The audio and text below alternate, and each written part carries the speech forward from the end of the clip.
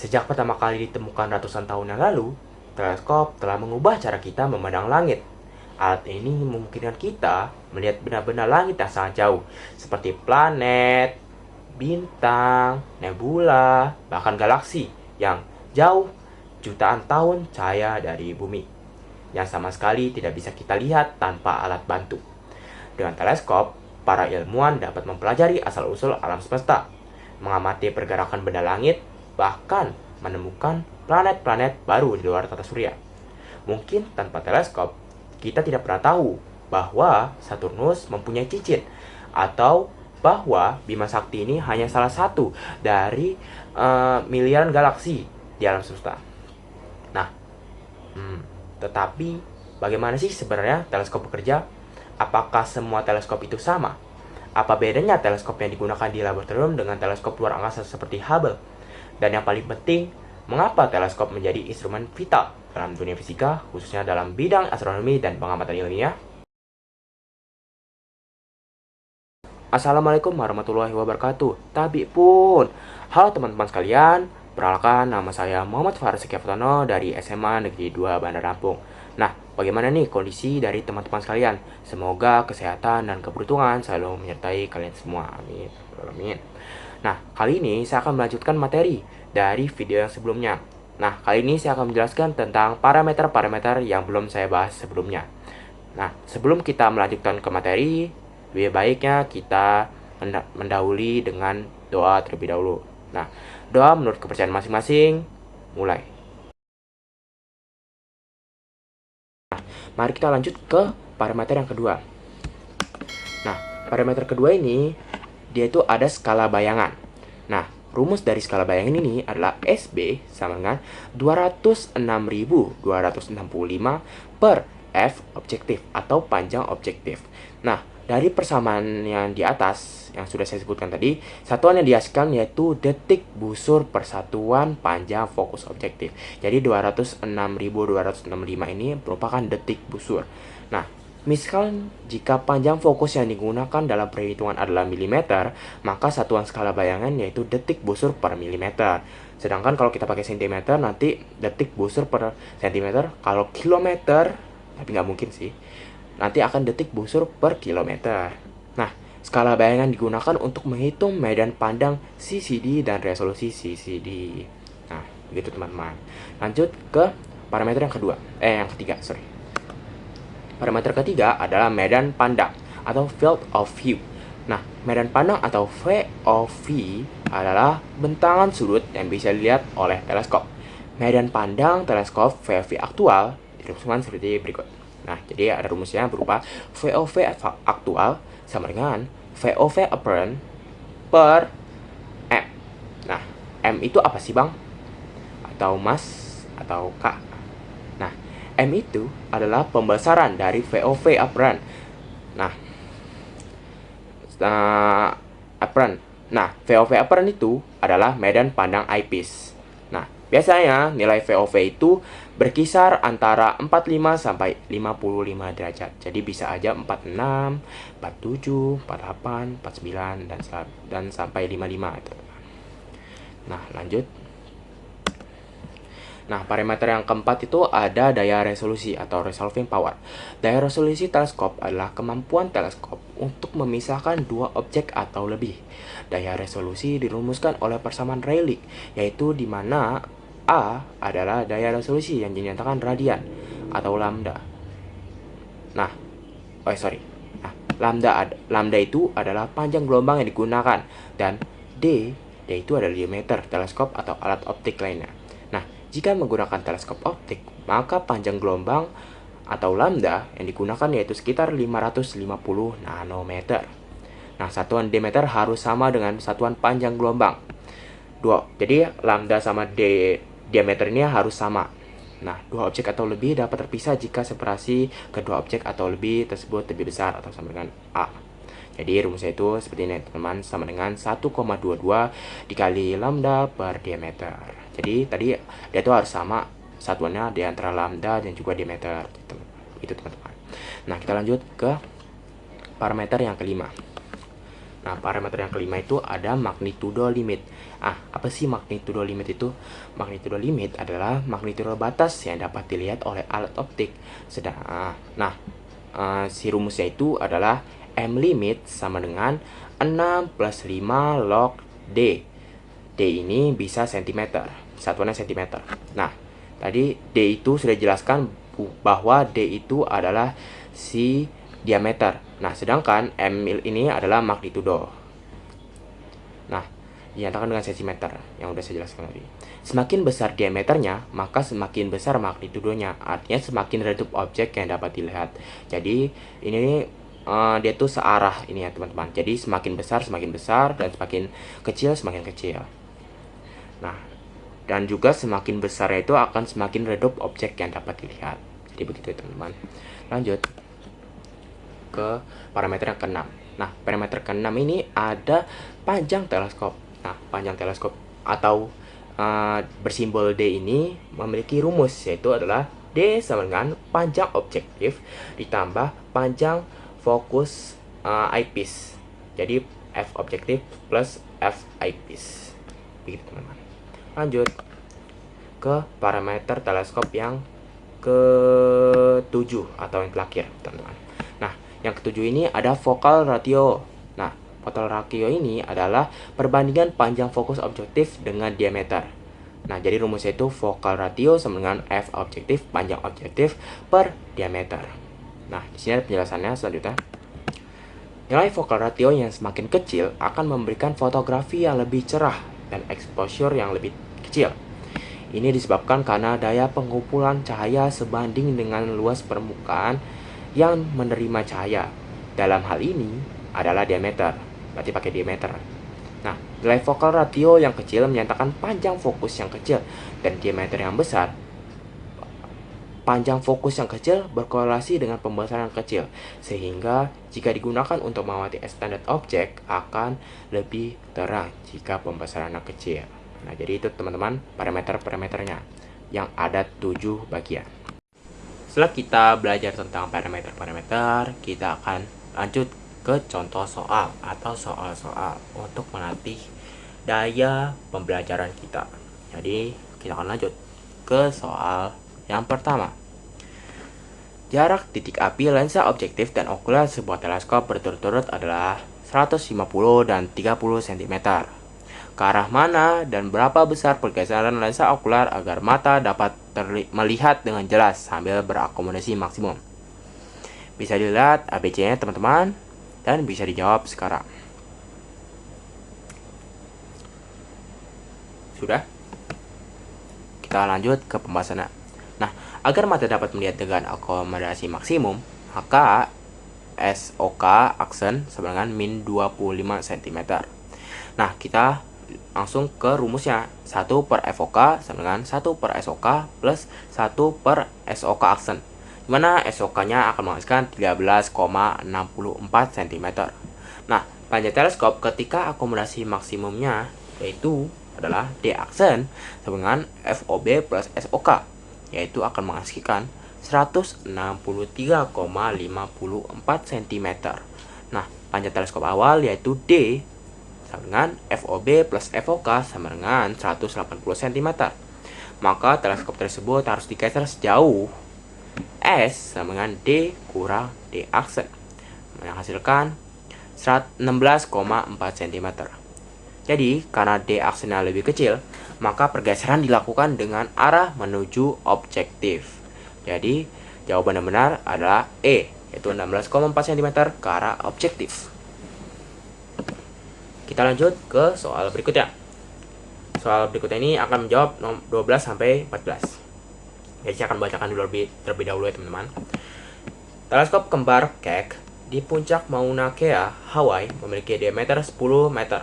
Sedangkan teleskop ruang angkasa Hubble HST yang mengorbit bumi memiliki cermin utama dengan diameter 2,4 meter. Jadi kita lanjut ke nomor kedua. Berapakah lama waktu yang dibutuhkan oleh HST atau teleskop ruang angkasa Hubble bila waktu selama 1 jam dibutuhkan oleh salah satu teleskop Keck guna menghasilkan citra yang baik? Bisa dilihat ABC teman-teman dan bisa dijawab sekarang. Sudah? Nah, jadi untuk menjawab soal ini, lamanya pengambilan gambar T berbanding terbalik dengan LGP, dan LGP sebanding dengan luas penampang objektif. Maka seperti ini teman-teman. Nah, oleh karena itu, dengan perbandingan T2 per T1 sama dengan D1 per D2 kuadrat, menghasilkan T2 sama dengan 17,36 per 36 jam. Sorry teman-teman. Nah, jadi jawabannya adalah B, 17,36 jam. Jadi kita akan lanjut ke nomor 13. Teleskop manakah yang lebih baik untuk mengamati objek redup? Bisa jawab, teman-teman? Lihat dulu ABC-nya. Sudah? Oke, kita lanjut ke pembahasan. Jadi, untuk membahas soal ini, jadi lebih besar diameter teleskop, maka lebih bagus untuk mengamati objek yang lebih redup, karena magnitudo limit LGP berbanding lurus dengan diameter. Jadi, karena ini, jawabannya adalah A, yaitu teleskop Keck, karena dia lebih besar diameter teleskopnya. Lanjut ke nomor 14. Teleskop manakah yang lebih baik untuk mengamati objek dengan bentangan sudut yang kecil? Bisa dilihat dulu ABC-nya teman-teman. Saya akan tunggu untuk jawabannya. Sudah? Oke, lanjut ke pembahasannya teman-teman. Jadi, untuk menjawab soal ini, lebih besar diameter teleskop, maka resolving powernya semakin bagus karena dapat membisikkan sudut yang lebih kecil. Jadi semakin besar diameter teleskopnya, maka resolving power semakin bagus teman-teman. Jadi tadi gara-gara diameter teleskopnya lebih besar teleskop Keck, maka jawabannya adalah A, yaitu teleskop Keck. Sudah mengerti teman-teman? Saya harap sih sudah mengerti ya. Kita lanjut ke nomor 15. Wow, ini memakai bahasa Inggris teman-teman. Jadi saya akan bacakan soalnya.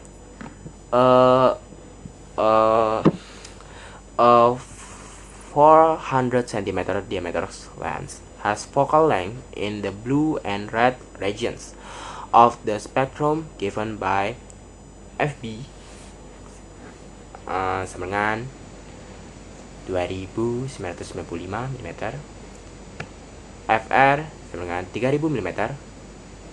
What is the value of the focal length corresponding to the position of the circle of lens confusion? Maafkan saya, karena tadi saya ada bahasa Indonesia juga, tapi it's okay teman-teman. Kita lanjut ke ABC-nya. Dan saya akan tunggu ke jawaban kalian. Sudah? Nah, jadi untuk pembahasan ini, kita lihat dulu dari rumusnya.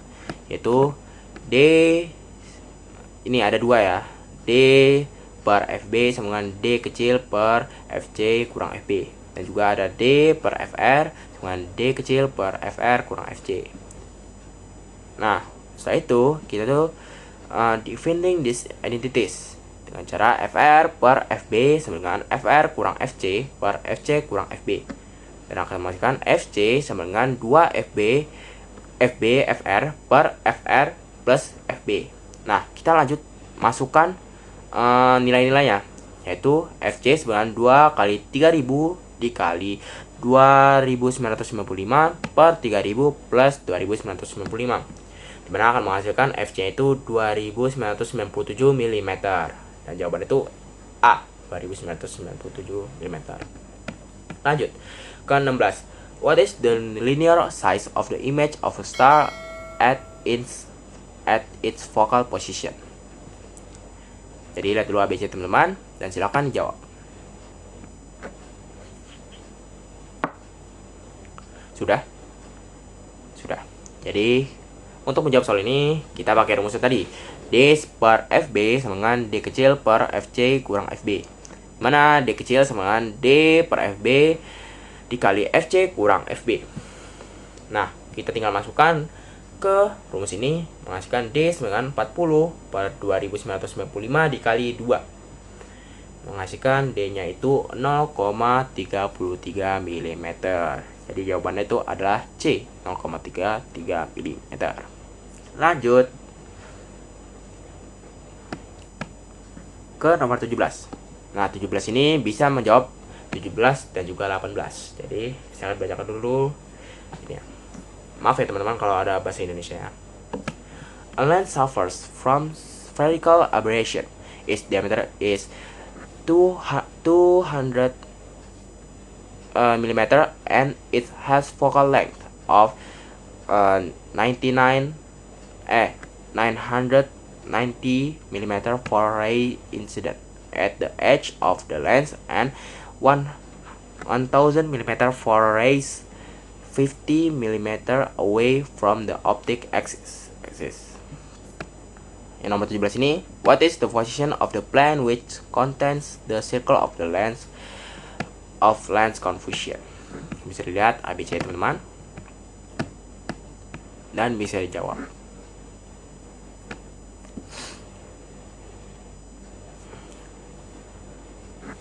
Nah, jadi untuk pembahasannya kita bisa lihat dulu dari gambar ini teman-teman. Nah, gambar ini akan memberikan kita rumus ini. D per FI dengan S per X. Dan juga D per FO sama dengan S per FO kurang FI plus X. Nah, ini bisa kita ubah-ubah lagi menjadi D per FO sama dengan DX plus FI FO kurang FI plus X, dimana X itu sama dengan DFI dikali FO kurang FI per DFO tambah DFI. Nah, tinggal kita masukkan saja angka-angka yang sudah di atas tadi. Jadi seperti ini, dan menghasilkan X-nya itu 3,3 mm. Nah, the plane containing the circle of lens confusion is at 99.33 mm from the lens. Jadi jawaban itu E, berupa 99,33 mm from the lens, dari lensanya. Sudah mengerti ya teman-teman? Lanjut ke nomor 18. What is the size of the image in display? Bisa lihat ABC-nya dan bisa dijawab sekarang. Sudah. Nah, kita lanjut ke pembahasannya. Jadi kita pakai rumus S sama dengan XD per F, dimana S itu akan kita masukkan aja rumus ini angka-angkanya menjadi S sama dengan 33 kali 200 per 990 yang akan menghasilkan 0,67 mm. Gitu teman-teman. Sudah mati. Jadi jawabannya A ya, 0,67 mm. Lanjut ke 19. Tycho supernova of 1572 attained its greatest brilliance at magnitude -4 on approximately October 1st, and thereafter began to fade, finally becoming invisible to the unaided eye of approximately March 1st, 1574. If the apparent brightness B at the time T after October 1st, 1572 is related to the apparent brightness B0 on the date by the equation B sama dengan BO kali 10 pangkat T per lambda, where lambda is constant to be determined. Find the last date to the nearest month of which observers could have seen the nova if they had a 150 mm telescope available. Jadi bisa dilihat ABC-nya teman-teman. Maaf tadi walaupun ada salah pengucapan ya teman-teman, tapi bisa dilihat sendiri soalnya, dan juga bisa dilihat ABC-nya teman-teman. Dan bisa jawab sekarang. Sudah. Nah, jadi untuk menjawab soal ini kita harus mencari dulu value of lambdanya. Dimana kita pakai rumus B sama dengan BO kali 10 min T per lambda, dimana akan kita ubah menjadi log B per BO sama dengan min T per lambda. Nah, setelah itu kita pakai rumus lagi M kurang MO sama dengan 2,5 kali log B per BO. Jadi 5 kurang MO per min 2,5 sama dengan min T per lambda. Nah, kita tinggal masukkan value-value-nya. Sebelum itu kita ubah dulu. Jadi lambda sama dengan min T per M kurang MO per min 2,5. Tinggal masukkan. 17 bulan 6 tambah 4 per min 2,5 menghasilkan 17 per 4 mount per magnitudo. Limit magnitude that telescope able to see. Jadi M limitnya sama dengan 6 plus 5 log D per 10. Tinggal masukkan D nya 150 yang hasilkan 11,9 M limitnya.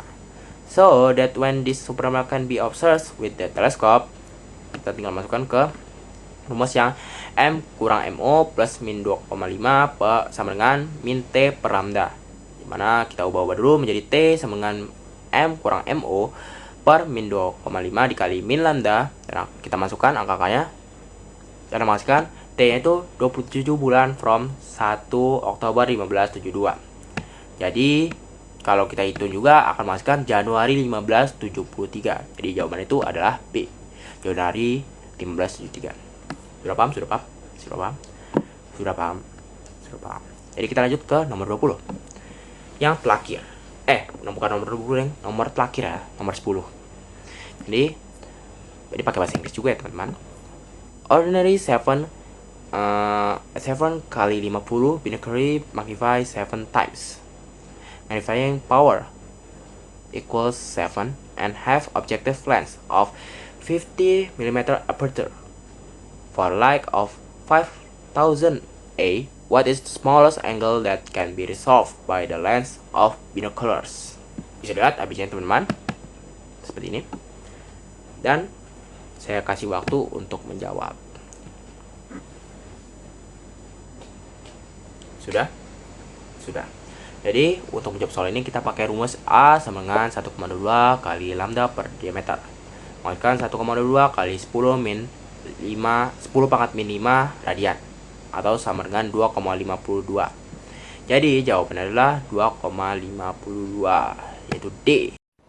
Jadi dapat kita simpulkan bahwa parameter teleskop memiliki peran penting dalam menentukan kualitas pengamatan astronomi. Setiap parameter saling berkaitan dan memengaruhi seberapa jauh, seberapa terang, dan seberapa detail objek langit dapat diamati. Memahami parameter ini bukan hanya penting dalam penggunaan teleskop, tetapi juga dalam merancang dan memilih instrumen yang tepat sesuai kebutuhan pengamatan. Dengan memahami parameter teleskop, kita tidak hanya sekedar menggunakan alat, tetapi juga mengoptimalkan fungsinya sebagai jendela menuju alam semesta yang luas. Nah, ternyata ilmu fisika sangat dekat ya dengan kehidupan kita. Jangan lupa belajar dan banyak baca buku. Saya akhiri. Wassalamualaikum warahmatullahi wabarakatuh.